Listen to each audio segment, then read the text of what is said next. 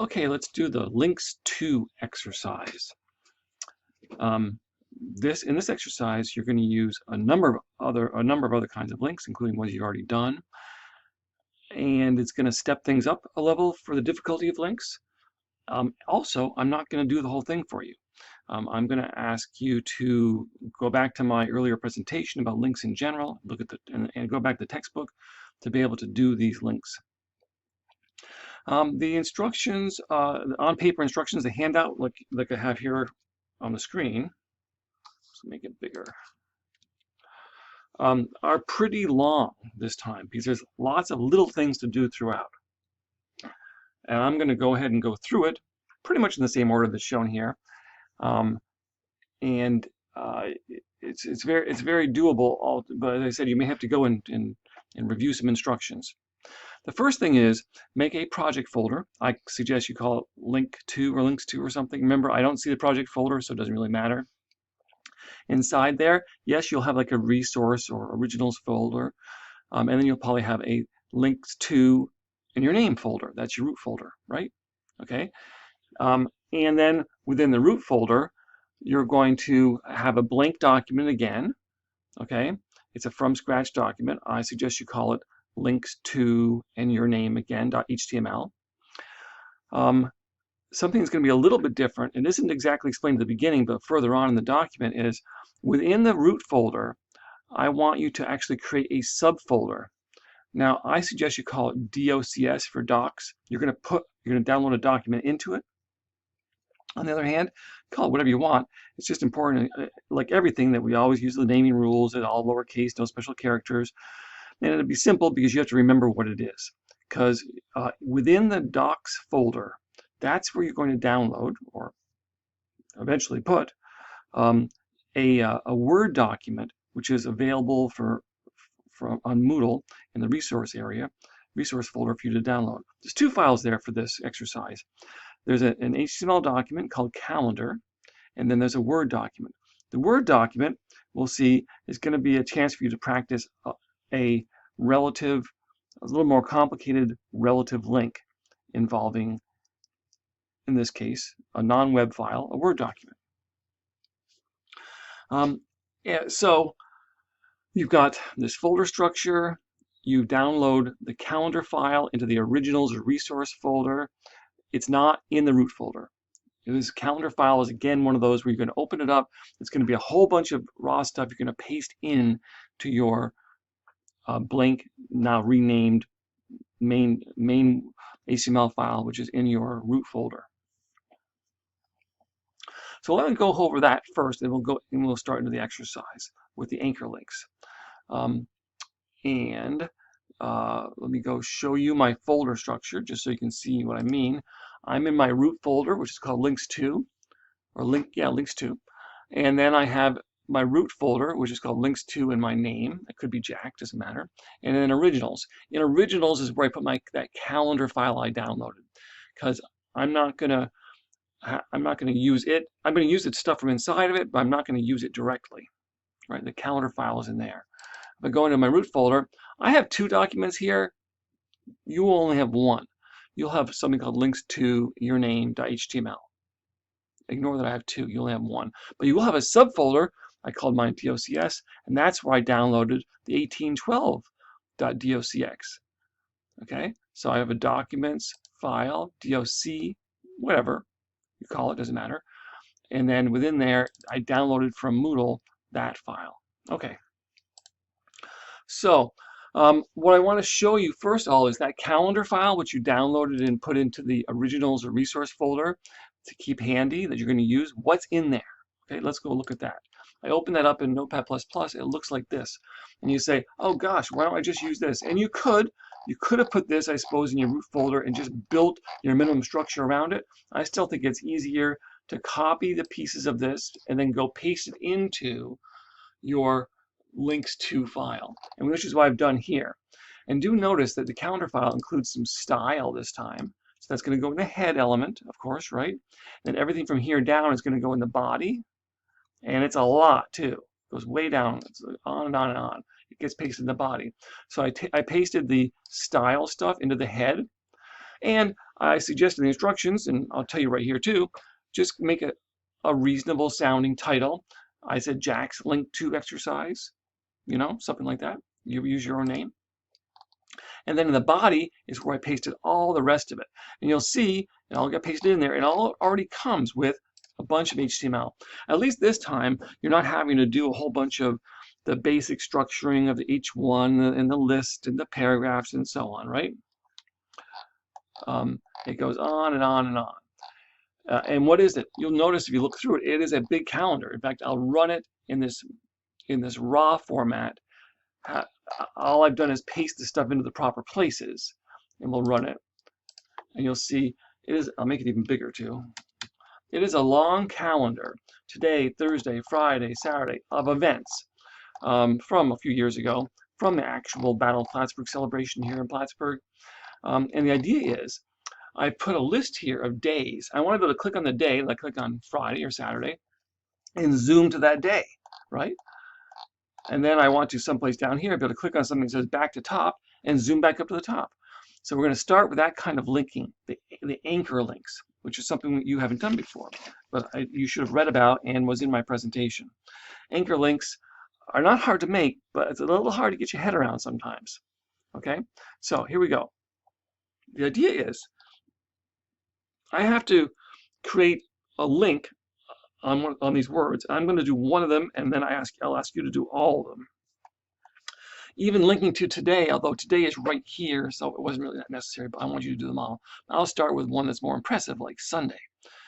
I have to create a link around the word Sunday, okay? And it's going to use an ID. The link is going to use an ID. But remember, the ID is going to link to an ID, which I have to make down further. So it's a two-part process. I have to make the link, I have to make the place that the link is going to go to. So you can do one first or the other first, it doesn't matter. I think it makes the most sense actually to go put the ID in first. So of course for the thing that goes Sunday, I want it to go down to the place where it says Sunday. Where is Sunday? Oh wait, there it is, okay. And where will I put the ID? Remember, IDs are attached to elements, to the first tag in a two-part tag element. So I see the opening H2, and that would be a good place to put it for Sunday. So what do? I just make ID equals quotation marks. And I'm going to put a word in here. And remember, the word isn't important. It should make sense to you, but you just have to make sure you use the same word back up on top. And I could be silly and write in there George or something like that. But I'm going to write sun just because it's Sunday, and that'll be easier for me to remember. Okay, so what am I going to do up here? Up here where this word Sunday is, I have to make a link. Remember making links? Open A, close A. The A has an href, equals quotation marks. Good. Okay, this is where that ID of sun is going to go. But remember, IDs become hashtags when we actually use them. Usually we're using them in CSS. This time we're using them in the HTML. Okay, so hashtag SUN. And I'm going to save it. And let's go right and run it. So my word Sunday is now linked. So I click on it and I go to Sunday, right?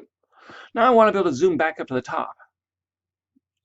Right now, in this big wide screen of this big browser, you'd say it's not that important, but especially on a smaller screen or on a really small device, this idea of being able to move around inside the file is much more important. So let's do that backwards now, I guess. I want to be able to click on something to go here, back up to the top. And the easy part of the place to make the top is the H1. So let's make this the ID. This is the place we're going to go to after we click on a link. So again, it's ID equals, and I'll just call it top. Okay, nothing magic about that word, but I've got to use the word. And remember, where do I use the word? Way back down here where it says back to top. I could use it around this whole thing or just the word top. I use around the whole thing. Open the A. I'm making a link to go back to the top.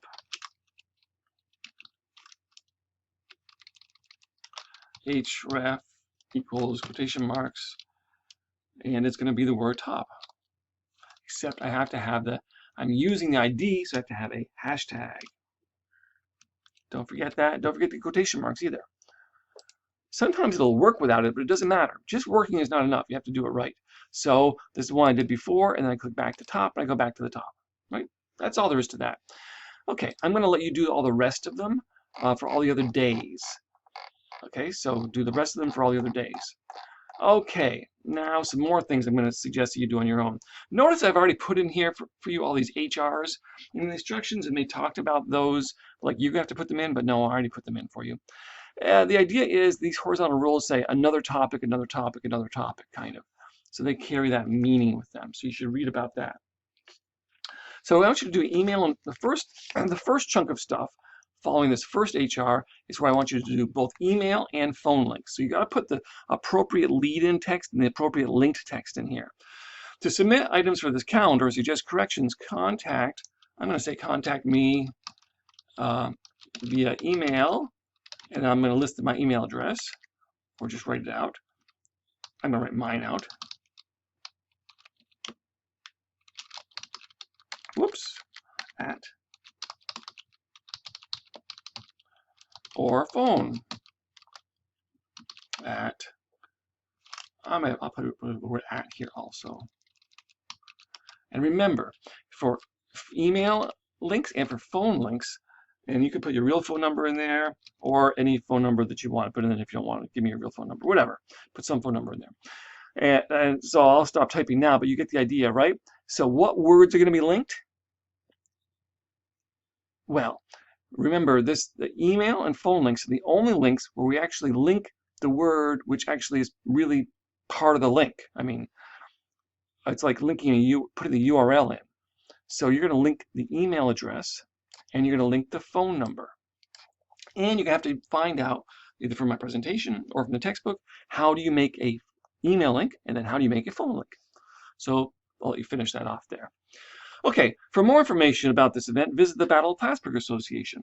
All right, well, this is going to be a targeted link, the Battle of Plattsburgh Association. Now, you should know how to make an absolute link, right? An absolute link. So you take these words and you go and you actually then you go find the Battle of Plattsburgh Association, which I will just look it up. battleofplattsburgh.org. Here it is. I would select that copy there.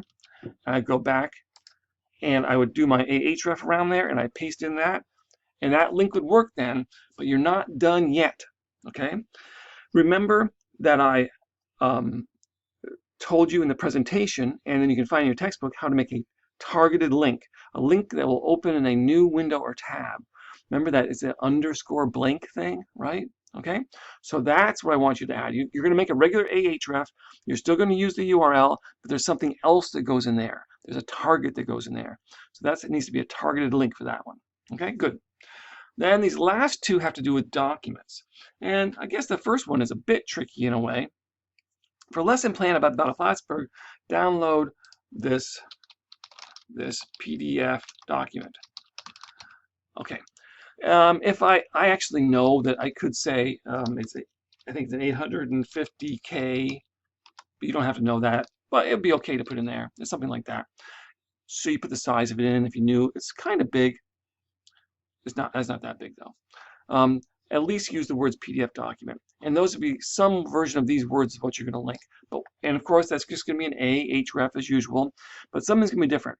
This is not the document that I had you download from Moodle. This is actually a PDF document which is available online. In the instructions, I explained to you where you could find it. This is how you do it. I'm here in the Battle of Plattsburgh Association. I go to Education, right? And this is the document right here, the BOP lesson that I want you to download. And you could have used those words, BOP lesson PDF, as the linked words. So I suppose I could click on it, go there, and then select the text there. That's one way to do it, and then use that in the ahref. On the other hand, you could do a right click and copy link address. Same thing, either way, and go paste it in there. Okay. So what will happen when you make that link properly is that when you click on it, it will download that PDF from this website. and that will be one kind of document link, an absolute link which retrieves a document which is not a web document. In this case, it's a PDF. And finally, I'm asking you to create, for this lesson I created, download this Word document.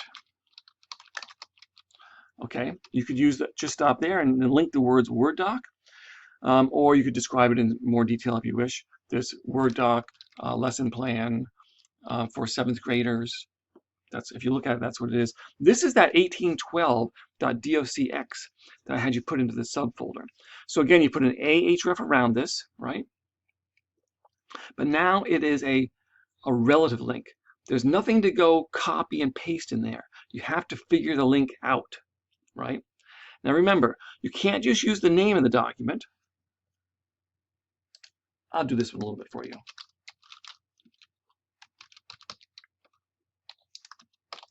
And always make sure to close your A.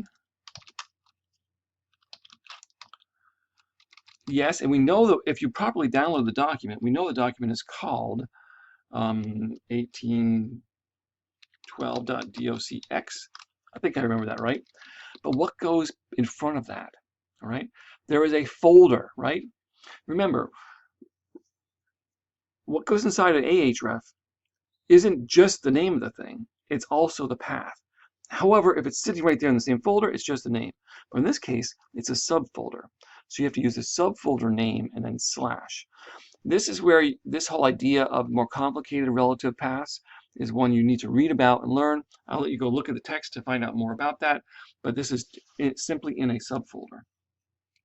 All right, and that should be the end of the exercise. So make sure you zip the root folder. In this case, the root folder will have a subfolder and a Word document in the subfolder. Otherwise, the root folder itself, at the root level, has a just simply the one HTML document in it.